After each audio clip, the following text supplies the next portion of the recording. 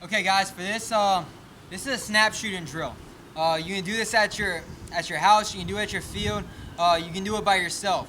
You're just using a target for you're using a pole as a target, and you're just working your snap shooting.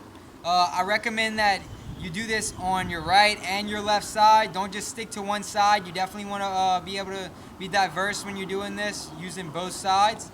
Another thing, at first you can just come out in one spot, but eventually as you progress, I want you to come out in different spots on this bunker. You don't want to keep on pretty much projecting exactly where you're going to come out every single time. You want to keep on switching up a little bit, but for the time being you can come out to one side, just worrying about getting that first ball accuracy on point.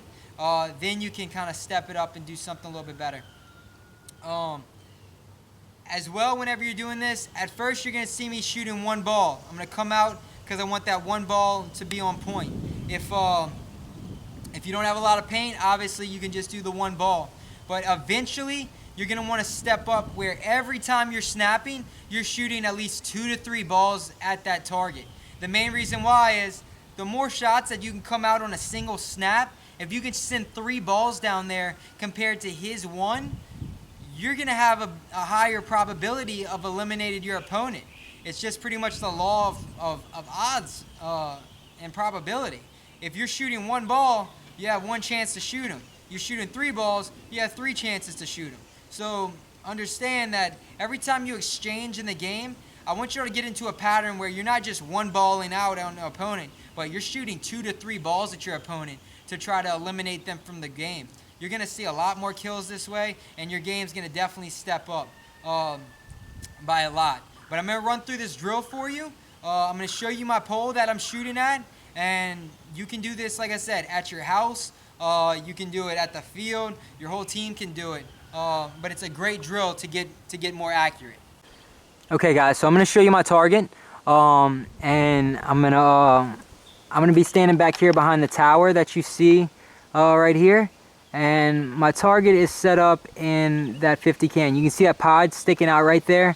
It's just we have a bucket filled with cement, and there's a pole that comes out of the bucket, and we just put this pod on top of it. You can pretty much make anything for a target. You just want to keep it kind of as small as possible. This is a nice little target just because it doesn't expose a lot, and I'm able to really work on my accuracy. You definitely want to keep your targets small. Don't make them too big just because you want to be as accurate as possible. If you're missing a lot at first, that's fine. Just slow yourself down and get on point with your accuracy, and then over time the speed will come. Something else I want you to understand is I want you to play this tower back here, or whatever bunker that you're playing, snapping with your target, as tight as possible. I don't want you sticking all loose and everything. Play it just like a real game situation. So I'm going to run through this drill so you can take a look at it a little bit.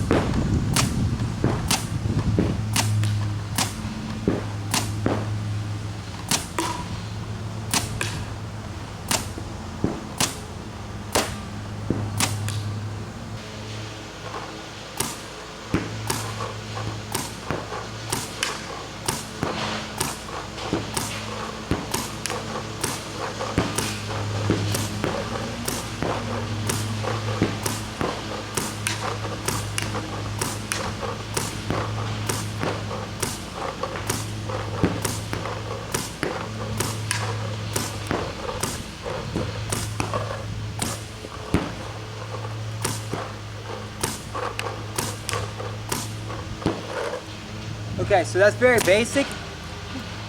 As far as just kind of coming out in the same general elevation. Over time, you want to kind of mix it up, go up and down as much as possible to switch it up.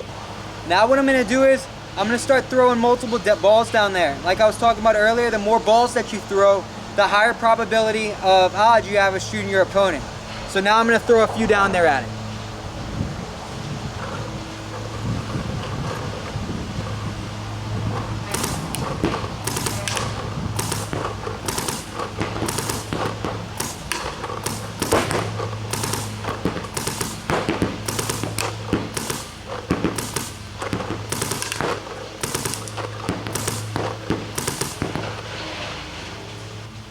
that's pretty much the drill.